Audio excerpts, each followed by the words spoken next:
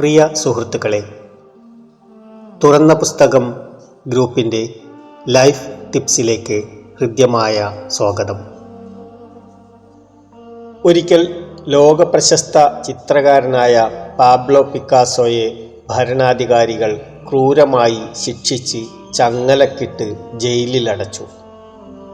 അപ്പോൾ പിക്കാസോ പറഞ്ഞു, നിങ്ങൾ എൻ്റെ കൈകളും കാലുകളും ചങ്ങല കൊണ്ട് ബന്ധിച്ചാലും ഞാൻ ഉമിനീരിൻ്റെ ചായത്തിൽ നാവിനെ തൂലികയാക്കി ഈ ജയിലറയുടെ കരിങ്കൽ ഭിത്തികളിൽ കവിതാസമാനമായ ചിത്രങ്ങൾ വരയ്ക്കുമെന്ന്. ഒടുങ്ങാത്ത നിശ്ചയദാർഢ്യം, എത്ര ശക്തമായ മനോഭാവം! തോൽക്കാൻ മനസ്സില്ലാത്തവൻ്റെ മുന്നിൽ ലോകത്തിന് ചെയ്യാൻ പിന്നെ ഒന്നേയുള്ളൂ, അയാളുടെ മുമ്പിൽ തോറ്റുകൊടുക്കുക, ശിരസ് കുനിച്ചു കൊടുക്കുക, അനുഗ്രഹിക്കുക. നമ്മുടെ വിജയത്തിന് തുരങ്കം വയ്ക്കുന്നത് വെളിയിൽ നിന്നുള്ള ശക്തികളല്ല, നേരെ മറിച്ച് നമ്മിൽ തന്നെയുള്ള നിഷേധാത്മക വികാരങ്ങളാണ്. രോഗങ്ങളിൽ 85% മാനസിക കാരണങ്ങളാലാണ് ഉണ്ടാകുന്നതെന്ന് മനഃശാസ്ത്രജ്ഞന്മാർ കണ്ടെത്തിയിട്ടുണ്ട്. പിരിമുറുക്കം, വിഷാദം, കടുത്ത മാനസിക രോഗങ്ങൾ, ഞരമ്പ് രോഗങ്ങൾ, അങ്ങനെ പട്ടിക നീളുന്നു. മുൻവിധി, അഹങ്കാരം, സാഹചര്യങ്ങളെക്കുറിച്ചുള്ള അജ്ഞത, എന്തിനേയും നിസ്സാരമായി കരുതുന്ന പ്രവണത, ഇവയൊക്കെ വിജയത്തെ തുരങ്കം വയ്ക്കും. പ്രസിദ്ധ ചിന്തകനായ ചാൾസ് കിങ്സ്ലിയുടെ സാധ്യതകളെപ്പറ്റിയുള്ള ഒരു വാചകമുണ്ട്. ഒരാൾ എന്തെങ്കിലും ചെയ്യാൻ തുടങ്ങുന്നതുവരെ യഥാർത്ഥത്തിൽ എന്തു ചെയ്യാൻ കഴിയും എന്ന കാര്യത്തിൽ അയാൾ തികച്ചും അജ്ഞനാണ് എന്ന്. ആമയുടെയും മുയലിൻ്റെയും കഥ അറിയാത്തവരായി ആരുമുണ്ടാകില്ല.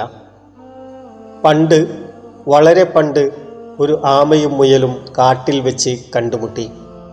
സംഭാഷണങ്ങൾക്കിടയിൽ അഹന്തമൂത്ത മുയൽ സ്വന്തം കഴിവുകളെക്കുറിച്ച് ആത്മപ്രശംസ നടത്തി. ഞാൻ വേഗതയേറിയ ഓട്ടക്കാരനാണ്, എന്നാൽ എത്ര സാവധാനമാണ് നിനക്ക് ഇഴയാൻ കഴിയുന്നത്. മുയൽ ആമയെ കളിയാക്കി ചിരിച്ചു. നീരസത്തോടെ മുയൽ പറഞ്ഞ വാക്കുകൾ ആമയെ വല്ലാതെ വേദനിപ്പിച്ചു. ആമ പറഞ്ഞു, അല്ലയോ മുയലേ, നിങ്ങൾ വലിയ ഓട്ടക്കാരനാണല്ലോ.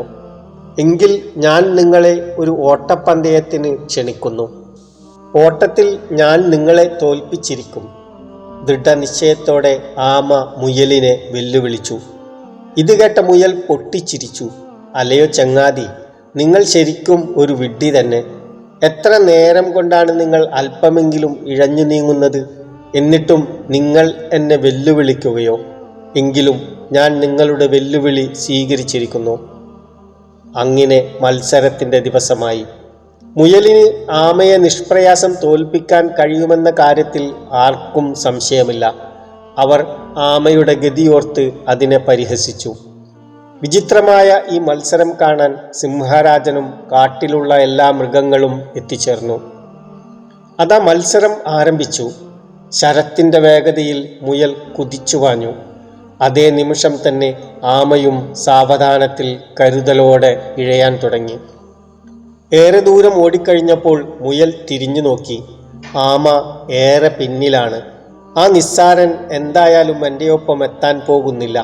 അതുകൊണ്ട് അല്പസമയം ഈ പുൽത്തകിടിയുടെ ശീതളിമയിൽ വിശ്രമിക്കാം, മുയൽ ചിന്തിച്ചു. തൂവൽ പോലെ മൃദുലമായ ആ പുൽമത്തയിൽ കിടന്ന മുയൽ പെട്ടെന്ന് ഉറക്കത്തിലേക്ക് വഴുതി വീണു. ആമ സർവശക്തിയോടെ പൊരുതുകയാണ്. ആമ വിജയത്തെക്കുറിച്ച് മാത്രം ചിന്തിച്ചു. അത് മുയലിൻ്റെ വേഗതയെക്കുറിച്ചല്ല ചിന്തിച്ചത്. എനിക്ക് ജയിക്കാൻ കഴിയും, ആമ തീവ്രമായി വിശ്വസിച്ചു. ആമ അവസാനം മുയൽ ഉറങ്ങുന്ന പുൽത്തകിടിക്ക് സമീപമെത്തി. മുയൽ കൂർക്കം വലിച്ച് ഉറങ്ങുകയാണ്. മുയലിനെ ശല്യം ചെയ്യാതെ ആമ ആവേശപൂർവം മുന്നേറി. അവസാനം അപ്രതീക്ഷിതമായത് സംഭവിച്ചു. ആമ മത്സരം വിജയകരമായി പൂർത്തിയാക്കി. മുയൽ അപ്പോഴും ഉറക്കത്തിലാണ്. മൃഗങ്ങളെല്ലാം വിജയിയായ ആമയ്ക്ക് ചുറ്റും കൂടി ആവേശപൂർവം ആമയെ അഭിനന്ദിച്ചു. സിംഹം ആമയ്ക്ക് സമ്മാനം നൽകി ആദരിച്ചു. മൃഗങ്ങളുടെ കോലാഹലം കേട്ട് മുയൽ ഞെട്ടിയുണർന്നു. ആമയെ കാണാനില്ല, അവൻ ഒരുപാട് പിന്നിലായിരിക്കും. മുയൽ വീണ്ടും ഓട്ടം തുടർന്നു. നിമിഷങ്ങൾ കഴിയവേ വിജയശ്രീലാളിതനായി നിൽക്കുന്ന ആമയെ കണ്ട് മുയൽ ഇളിഭ്യനായി.